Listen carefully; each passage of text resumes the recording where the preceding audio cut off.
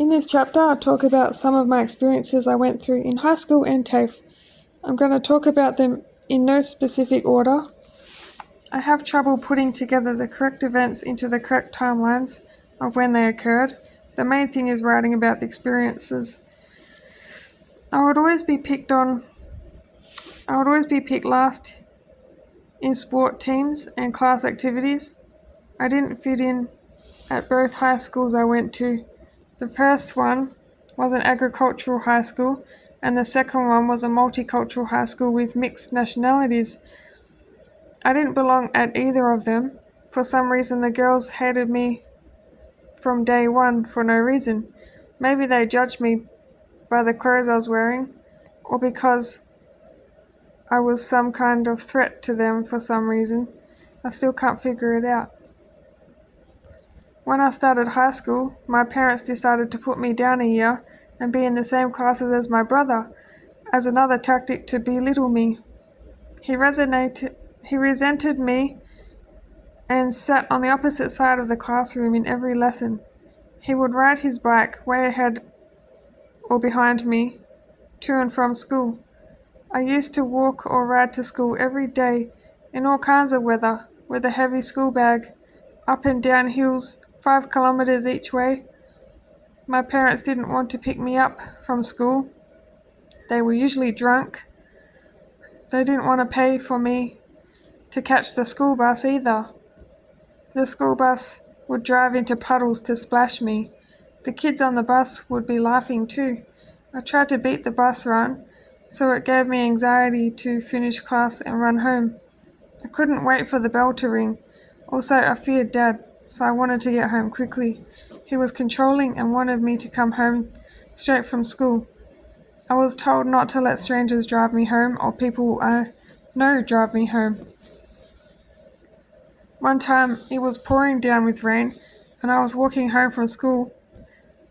A mum of a classmate offered to drive me home, but I said no and just kept walking in the rain. I was drenched in water when I got home. My family didn't care as long as I got home on time. In year 8, I sat all by myself and didn't talk to anyone.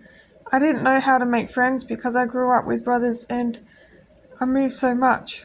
Also, all the girls at all the schools I went to knew each other.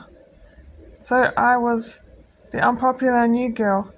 Like I mentioned in the self-abuse coping and mechanism chapter, girls used to push me out of their groupies and bully me to make me feel excluded. In the morning, before school started, I would sit on the bench at the canteen area and wait a whole hour for the bell to ring and start class. I had severe anxiety, and one time I was crying because it was raining and I was all drenched from walking in the rain. I was sitting on the bench crying, and the teacher walked straight past. She saw me and just kept walking. After a year at that school, there was a new girl from a small town. She was a bit nicer than the other girls at school. I also went to TAFE with her. She was an emo girl and always had her hair dyed in different colors. We sat together on a bench sometimes in the morning. She used to catch an early bus. It was nice having someone to talk to for once. We weren't in many classes together though, which was sad. We weren't close friends. We were just acquaintances. We talked to each other in the morning so that we weren't alone. The reason I used to go to school super early and sit by myself for an hour in the cold is because I felt anxious every day. I hated school and I hated being at home too. I didn't like the kids on the bus seeing me walking or riding to school. My anxiety of all the kids looking at me was so bad. I ran to a shortcut at one of the streets, trying to beat the bus run. It was embarrassing, and I also got stage fright from it. Once my dad told me to tuck my pants into my socks so that the bike chain doesn't get caught on my pants. After the kids saw me looking like that, They would tease me and put me in unpopular groups. Even the unpopular kids didn't want me in their group. After school, one girl would poke me with a stick and throw rocks at me. At both high schools, there were girls who bullied me. One was in my art class and almost made me fail because she was horrible and didn't want me to be part of the team. She was told to be with me in a group that the teacher put us in, and she didn't want me to be in the group. She was ruining our art project on purpose and chucking tantrums. Luckily, the teacher was nice and saw what was happening and gave me an A, even though our art project failed because of her. One girl grabbed me by the neck and pushed me against a wall, threatening me because I liked the same guy she liked or something dumb like that. Girls were so sensitive in high school. They used anything I said against me, twisted it, and cried to make me look bad when I was only talking small talk. For example, I would talk about who I thought was hot, and they would get angry at me for it.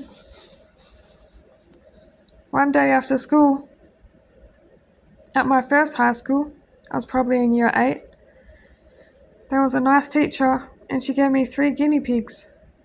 I was having a bad day and it really cheered me up. I took them home after school. At the time, I was taking a school bus because that 100-acre property was far out of town.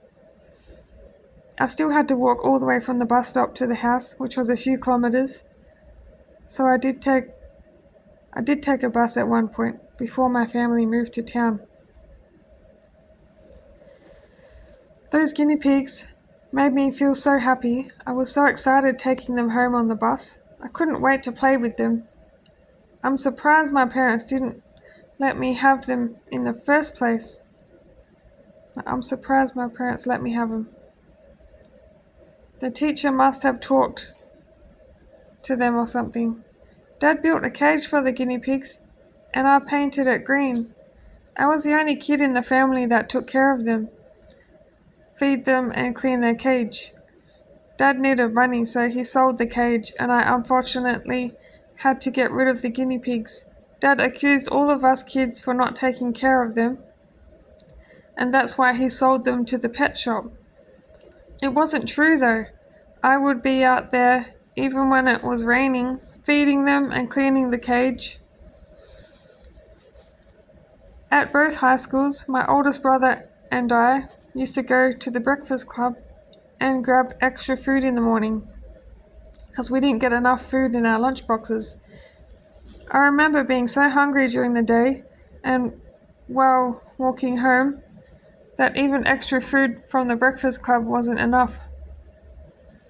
That food was gross and was sugar-free as well. It was a health food and tasted bland. I was embarrassed to take food from the breakfast club and tried not to be seen grabbing food from there. I hid the food in my school bag and ate it when no one was looking. The reason I felt embarrassed going to the breakfast club is because that's where the unpopular kids hung out in the morning. I also didn't want girls to think I was poor, and I just wanted to fit in. My brother used to have 2 or 3 bowls of cereal at the breakfast club, which was embarrassing to me. The teachers in the club probably thought we were poor, and I didn't want them to treat us different in class because of going there. Teachers were horrible to me. They put me down to bottom maths because they needed extra kids in the class, even though I was doing fine in middle maths. The teachers didn't want me to be there. They treated me like I was a burden for some reason. The woodwork teacher hated me with a passion. I made a step ladder, and it was a little wonky. He wrote with big red letters on it, "Wrong."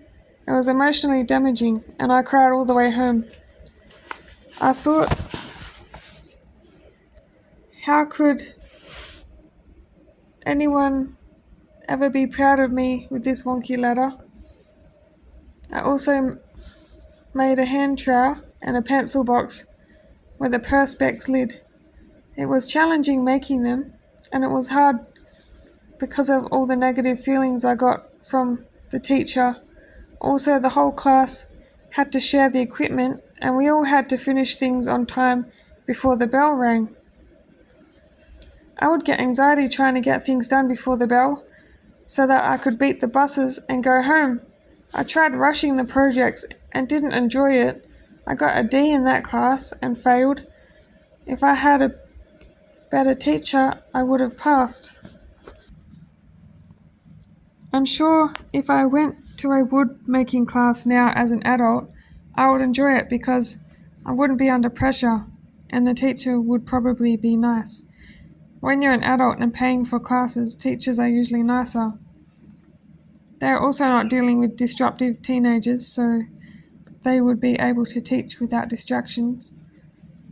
I put myself down a lot as a kid. In my adulthood, I'm learning not to be so hard on myself. It's a mindset that I'm trying to change slowly. I have stopped myself from punishing myself in the recent failures because I'm more aware of my negative mindset. Every time I fail at something, I take it out on myself, and I must learn to be kinder to my inner child. I used to have to take a spare set of boots around with me all day just for woodwork class. The class was usually the last one for the day, hence why I had anxiety about the school bell ringing. No one else had to wear those boots, but my parents made me take them to school to wear them. Even my oldest brother didn't have to wear those heavy, ugly boots. I think he secretly threw his out and never told my parents. He was embarrassed to be seen with me in class wearing the boots. He would wear his cool skater sneakers, like all the other boys in our year. That woodwork teacher used to hit on one of my classmates and hit her butt with a ruler. There were a couple of teachers that would hit on me too, but the woodwork teacher didn't hit on me at school. When I worked at the supermarket after school, he hit on me there though. When he would do his shopping, he slapped my butt when I was filling the shelves. I hadn't even grown into a woman's body yet. I was a late bloomer. Another reason I didn't belong with the groupies or fit in at all. The woodwork teacher liked them young. He was married too, which disgusted me. I didn't get my menstrual cycle until I was almost 15 years old. It was awkward doing swimming lessons when all the other girls had boobs and I didn't yet. Everything was slow to grow for me. It made me self-conscious in high school. I was a bit jealous of girls who were grown up more than me. I probably took longer to grow up because I didn't eat junk food, also because I was probably not eating enough food during the day, so I didn't get food to support hormonal growth. Luckily, when I went on the pill later in life, that helped me grow breasts. It gave my body hormones to help them get bigger. One teacher that hit on me was a lady. She used to come up behind me and massage my shoulders. It was awkward. I never told anyone. I didn't feel safe talking to anyone in my life. I've been pretty much isolated my whole life. The school therapist at the second high school betrayed my trust and called Mum to the school and told her everything I told her. Everything I told her. Mum felt humiliated and I felt embarrassed and betrayed. That made me feel even more withdrawn and I felt I had no voice, nowhere safe to go and talk. The pill took away some acne too. When my family moved back to Western Australia from Melbourne, Victoria, when I was around 13 maybe, they went to live with my nan and pop on my dad's side. They lived on a huge 100-acre property with a lake or a little river down the back of the property. I used to go down to the lake alone all the time, spending time alone. They had neighbors with two girls similar to my age, but they didn't like me, so I didn't hang out with them. My nan tried to encourage me to play with them at their house, but she didn't understand that girls were mean to me. Those girls also had grown into women, and I was still in a child's body, so I couldn't fit in even if I tried. My nan wanted me to make friends my whole past life. She felt sorry for me because she grew up being an only child, which would have been quite lonely. I kind of made a friend for a very short time, and my nana was so happy for me. My nana loved her probably more than she loved me. She just bragged about her a lot. That friend didn't last long in my life though, because she judged me for wearing push-up bras. She didn't want to be my friend because I didn't have breasts yet. I just pretended by wearing those bras. Suddenly, she didn't want to hang out with me at school anymore or visit me after school. I just wasn't cool enough for her. When I was in high school, when I got home, Dad would ask how my day was. I had to tell him every detail or he would be verbally and physically abusive. Also, goodnight hugs were a control tactic. It wasn't love. He would yell at us kids to give him a goodnight hug. If we didn't hug him, he would be verbally abusive. When he yells, it's scary. His face goes red, veins show, and eyes wide open. He's like a vicious dog, a snappy Pomeranian. One time he wanted a goodnight hug, and Dad forced me on his lap. I could feel what was happening in his pants, and forced myself off his lap and ran to my room. I felt mentally sick and felt shivers down my spine.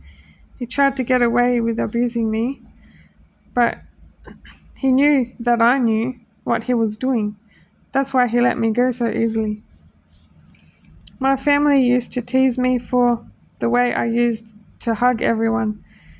I didn't hug by touching bodies together because of my dad. I developed my own way of hugging people so that they weren't feeling my body on theirs. I would just wrap my arms around, but that's the only part touching other people. The reason why is because I was repulsed by Dad. Hugging him gave me the creeps. My family teased me for it because they didn't know the reason why I acted like that when hugging, and I never told them. After high school, I did an art course. The first few semesters I completed in Perth while staying at an auntie's house. The last few semesters of the TAFE course I ended up finishing in Albany, WA, living with my nan and pop. In between transferring TAFE, I believe I lived back home for a few weeks with my parents for some reason. During that time, I got back together with my high school boyfriend, my first true love. For a little while, I was young and naive, blinded by rose-colored glasses, and kept dating him. We were on and off a lot, so I can't quite remember all the details of when things happened. In the TAFE break, I also moved in with my nan and pop on the 100 acres because they live closer to the TAFE. So I broke up with my boyfriend again. We didn't want to do long distance. Before I got my license, I used to catch the bus to TAFE from the town my nan and pop lived in. I walked all the way there from my nan and pop's house, which was probably 4 kilometers. I had a student bus card, which I used to get to TAFE for free. In the mornings while waiting for the bus to arrive, I would sit at the bus stop with the emo girl from high school. She decided to do the art course too. She wagged a lot of classes though, and was not a great influence to be around. She used to go to the cafe and play pool with the tradies. On our break, we would play pool together sometimes. It was fun. She wasn't playing it with me to be my friend though. She just wanted to look good to the guys and would play against anyone really. One reason I decided to do the art course is because my family said I wasn't smart enough to do year 11 and 12. Also, I wanted to learn more about art. I wanted to do the art course anyway, despite whatever they think. My nana encouraged me to do the art course because she is an artist as well. She believed in me. She let me use her art room for my projects too. When I moved in with them, while they were in the middle of moving into town. So I had to move again. But I think it was during a break at TAFE, and that gave me time to move and settle into their new house. My pop was not welcoming of me living with him. He felt obliged to have me there and made me feel guilty a lot. He didn't like me being around. He would complain to my nana about me being a burden to them. I cleaned up after myself and bought my own food. I didn't pay rent there because my nana said I didn't have to, which got on my pop's nerves. He wanted to control me and put me down, also make me feel like a burden. My auntie that I was living with in Perth, while going to TAFE there, was teaching me how to drive. She became too lazy to teach me there and decided to get her ex-boyfriend to teach me instead. He was so mean and put me down heaps. He was scary and gave me weird creepy vibes too. I didn't trust him because on the first day I moved in with my auntie, he gave everyone lunch and yelled at me and said, "No, not you." I didn't eat lunch that day. I didn't have an income at the time and was codependent, so if I didn't get given food, I missed out on eating. I have no idea why he treated me like that, especially because I just met him. My auntie's ex-boyfriend was interested in underage girls. Not me though, luckily. He was obsessed with one of my cousins who was living at my auntie's house. He was their stepdad in a way. She was a model and going to modeling events in the city. She was beautiful and had long legs, thigh gaps, and was tall. I don't know if she still looks the same these days because I haven't seen her for a long time. She's obviously still tall. Any girl would have been jealous of her back then. The auntie's ex would help her with her homework and school projects, touching her legs and being inappropriate. My auntie pretended she didn't see any of it.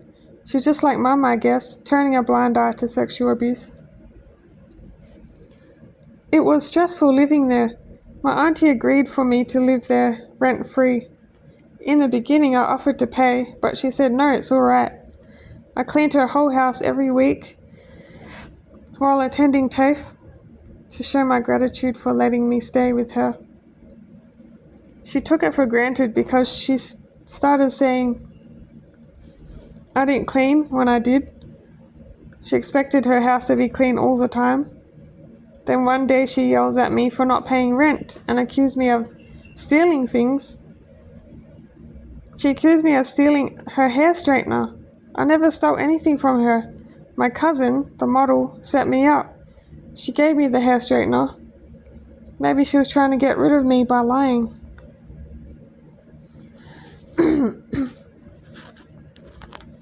I think my parents got in her head about the whole living there rent-free situation because after she talked to them on the phone one time, she started flipping out on me for not paying rent, for staying with her. I only had student payments from Centrelink, which wasn't much. I had to buy my own food with it and use it for important things. I needed the student pay to do my TAFE course. It got extremely toxic living there. My auntie started playing mind games, not cooking me dinner, and things like that. I remember the cold feeling in my heart of neglect and exclusion. My auntie also put on a persona to the world as being a bubbly, positive person, but living with her, she was a monster. My mum is just like that too, though obviously related. My auntie also gave the impression of being rich when she wasn't. My auntie used to go to a cheaper supermarket and would buy the bare minimum. She would spend money on expensive clothes and getting her model daughter's nails done. She also made my cousin get bikini waxes done frequently, which was weird in my opinion, because my cousin was so young. My cousins would starve sometimes. They were skinny. The cousin who was a model got told by my auntie to only eat a can of tuna a day to keep her physique. She neglected my cousins and was horrible to my younger cousins. My younger cousins got screamed at all day for little things, and it was toxic to be around all the screaming and yelling. So eventually I was no longer welcome living at my auntie's. I got pushed out. I did 6 months of TAFE while being there until I got kicked out for not paying rent on time one time, but I promised I would pay it. I accidentally bought some shirts without checking my bank account first. Also, I had to leave because my auntie was still holding a grudge about the hair straightener. As I talked about, I continued TAFE in Albany, living with my grandparents. I'm so grateful that I passed my art course because the new TAFE was already halfway through projects and I had to catch up.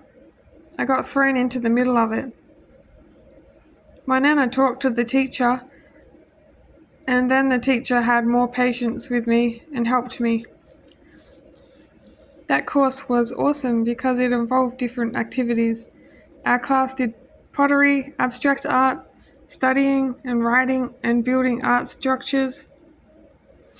We also went to Denmark as a whole class, went to the art galleries and markets, also pottery shops and cafes. My nan and pop came one time, and we all went to a cafe. I felt a little out of place though, because I was a teenager hanging with elderly people. A lot of my younger classmates weren't serious about the course, so they didn't come on the outings. I also put some of my art in an art gallery in Albany. I felt so proud of myself. Okay, this is the storyline which I edited. Tried to get it in order. This is how I think my storyline happened in the most accurate order. I finished TAFE, got my license during TAFE, moved back with my parents in the rural town of Katanning to find a job and leave the TAFE boyfriend. My parents' house is the same town where my second high school was and where my high school boyfriend, first love, lived. After working at the shoe shop, which also involved cleaning houses for the miners that were mining in that town, I got a job at a pub for 2 weeks. Then I decided to get a day job at a shopping centre because I felt safer working during the daylight. Talking about the pub, I had to walk in the dark late at night to my car when I finished my shift. It was unsafe because that town was full of violence. The violence happened because there were different cultural people living in that town getting drunk and causing trouble with each other. It was a bad town for drug use too, and the train station and public toilets always had used needles laying around. My dad embarrassed me when I worked at the pub because he used to go to the bottle shop and talk about conspiracy theories and humiliating things like that to my manager. He would come into the bottle shop wearing t-shirts with holes in them too, looking like a complete bogan. Dad used to talk a lot to strangers. My manager at the time gave me a look in a way as in to make my dad leave the store. Dad embarrassed me when I worked at the shopping centre too, because he came in when I first started and yelled to everyone, "That's my daughter working here." He was drunk and wearing ratty clothing. That was probably the only time he and my mum came to the shopping centre in the whole 5 years of me working there. They had an ego and didn't want to come to see me. They went shopping at that shopping centre on days I wasn't working there though. Going back to the story of living with my auntie's partner left her after 6 months and took half of everything and got her pregnant too. He used her and tried to trap her with a kid and take everything. She found someone better and he treats her better than her ex. This is the same auntie who recently got married and didn't invite me to her wedding, and who also came all the way to Melbourne where she clearly knew I was living here and didn't even tell me she came. I found out on social media. It doesn't bother me anymore though. I'm used to family letting me down. It just hurt my feelings because I spent a while living with her and must have become an outcast when I left. My other auntie, my mum's other sister, gave me my first car I ever owned. I think I was nearly 17. I was the first child in my family to get their license and a job. The car was a manual and it was a Ford Festiva hatchback. It had grass growing up it and needed fixing up. I got it fixed and roadworthy and used to drive it to TAFE when I got my license. My papa on my dad's side fixed the spark plugs for me too, then it was good to drive. My pop finished teaching me to drive when I moved to live with my grandparents while going to TAFE. It was intimidating because he was very grumpy and I feared him. I feared men back then because of cowering around Dad my whole childhood. When me and my grandparents moved to town and when I finally got my Ps, I used to drive to the beach in Albany, WA on my weekends. Maybe a 1 hour drive from where my grandparents lived in Mount Barker. I used to drive to the beach to make my nan and pop think I was seeing friends, but I didn't have any friends. They just wanted me to have friends so bad that I had to pretend. My nana felt sorry for me because I never had friends and did everything alone or watched TV with them, which I should have been out partying like normal teenager. There was a time I thought I made friends at TAFE, but they used me as a taxi. Some of the girls at TAFE I went to school with at my first high school. One time, the group of girls said I was invited to a party if I drove them to it for them. It was an hour or more drive. When I got there, they told me to go home and that I'm not invited in. I literally cried all the way home and felt angry. I used to drive to the beach and eat KFC by myself. Then I started getting a stalker who would sit in his car and watch me, so I didn't feel safe doing that anymore. I must have drove quite a lot to the beach and to the big shopping centre. The beach was called Middleton Beach. I had no self-worth at all back then and went out with some terrible looking guys from TAFE. I didn't want to judge by looks because I didn't want to be judgmental. I really lowered my standards and I was not attracted to them at all. The TAFE girls that rejected me and used me told me I don't have a persona or personality. They said they don't want me to be in their group. Now I realize they only said that because I am real and not fake.